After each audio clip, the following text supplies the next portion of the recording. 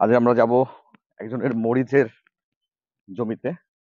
আমরা আজকে প্রতিবেদনটি মরিচ নিয়ে করব। আপনারা জানেন যে মরিচ বর্তমানে বাজারে একটি মূল্যবান সবজি।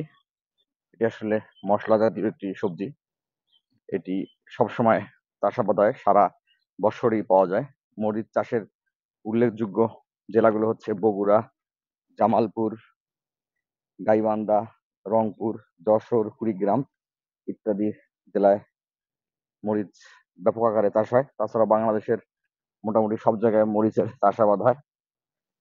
গত বছর কৃষকরা কোরবানি ঈদের আগে মরিচের ভালো দাম পেয়েছে, প্রায় 400-500 টাকা কেজি পেয়েছে। এবারও মরিচের দাম বৃদ্ধি পাচ্ছে। দর্শক, আমি চেষ্টা করি কৃষি বিষয়ক প্রতিবেদন গুলো বাস্তব ধর্মী তুলে ধরার জন্য, বাস্তব বিষয়গুলো তুলে আনার জন্য। আমি কোনো মন গড়া কথা বলি না। তারই ধারাবাহিকতায় আজকে আমরা এসেছি মরিচের জমিতে। দর্শক সকলকে ভালোবাসা শুভেচ্ছা জানিয়ে শুরু করছি। আজকে আমরা একজন মরিচ চাষির সঙ্গে কথা বলবো। মরিচ চাষির মরিচের ভালো মন্দ দিক, মরিচের চাষাবাদ জানার চেষ্টা করব। চলুন আমার ভিডিওটি শুরু করা যাক। আশা করছি পুরো প্রতিবেদনটিতে আপনারা আমার সঙ্গে থাকবেন। সকলকে ভালোবাসা দিয়ে আবারও শুরু করছি। চাষির কাছে ইনি হচ্ছে মোহাম্মদ নাসির হোসেন। নাসির ভাই, কেমন আছেন? আলহামদুলিল্লাহ ভালো আছি। আপনি কেমন আছেন? আলহামদুলিল্লাহ ভালো আছি। আমরা আমরা দেখছি যে আপনারা মরিচ লাগিয়েছেন। এগুলো আপনারা কোন জাতের মরিচ? এগুলা হচ্ছে নাগা ফায়ার। লাগা ফায়ার না? নাগা ফায়ার জাত। নাগা ফায়ার। এই মরিচটি আপনি কোন সময় লাগিয়েছিলেন, কোন এ মাসে? এটা আমি লাগাচ্ছি আ মার্চ ১০ তারিখে। মার্চের 10 তারিখে। মরিচ চাষাবাদের ক্ষেত্রে একটু বলেন তো যে কি কি সার দেয়া লাগে জমি তৈরির সময়?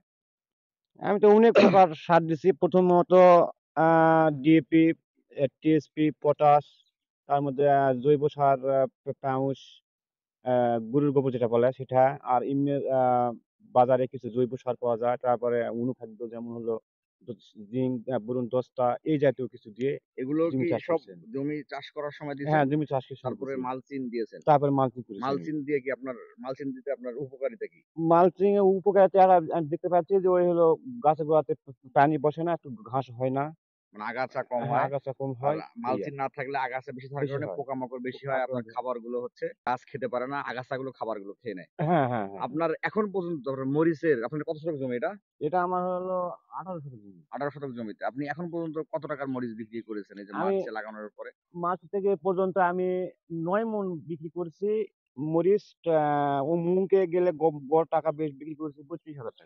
৩২,০০০ টাকা। আর এখন গোটাগুটি জমি তুললে হয়তোবা মণ ৩ ঝাল হতে পারে। মন তিনেক। আপনার হুম। খরচ হয়েছে কেমন এই 18 আমার শতকে? খরচ ১ শতক জমি প্রায় ৳১,০০০ করে খরচ হয়ে গেছে। 18 শতকে 18,০০০। হ্যাঁ। আমরা জানি যে মরিচের কিছু, কিছু সমস্যা হয়। যেমন মরিচে কিন্তু প্রচুর মাকড় আ আক্রমণ করে। সবচেয়ে আমরা মরিচের আপনার জমিতেও দেখতেছি যে মরিচে মাকড় আক্রমণ করেছে, পাতাগুলো কুঁকড়িয়ে গেছে। আমরা সবচেয়ে বড় সমস্যা হলো যে মাথা কুঁকড়ে যাওয়া।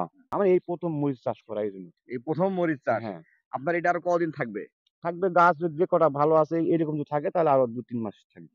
২-৩ মাসে আপনি সর্বমোট কেমন আশা করছেন? আপনার লাভ কেমন না হবে? তেমন আমি লাভের আশা করা পারতেছি না। আমার গাছের কোয়ালিটি এখন খুব একটা ভালো নয়। এবার আপনি তাহলে মানে পরীক্ষামূলক হ্যাঁ, হ্যাঁ, চাষাবাদ করেছেন। হ্যাঁ, হ্যাঁ, পরের বার থেকে এই সমস্যাগুলো শুধরে নিয়ে আপনি হ্যাঁ, আবার আশা করছেন ভালো করে চাষাবাদ করবেন। হ্যাঁ, ইনশাআল্লাহ। ধন্যবাদ। দর্শক, আপনারা শুনতে পেলেন। আসলে এনার এইবার ১ম মরিচ চাষাবাদ করেছে। আপনারা দেখতে পাচ্ছেন যে এখানে মরিচ কিছু, কিছু গাছের সমস্যা রয়েছে, ভাইরাস আছে। মরিচের প্রধান সমস্যা হচ্ছে মরিচে ভাইরাস লাগে। আপনার প্রচুর মাকড়ের আক্রমণ হয়।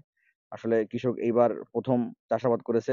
এনার আসলে সব গাছই ভালো নয়, কিছু, কিছু গাছ ভালো রয়েছে। দর্শক, আজকে এই পর্যন্তই। পরবর্তীতে আবার নতুন কোনো ভিডিওতে আপনাদের সঙ্গে থাকবো। সকলকে ভালোবাসা জানিয়ে শেষ করছি। আল্লাহ হাফেজ।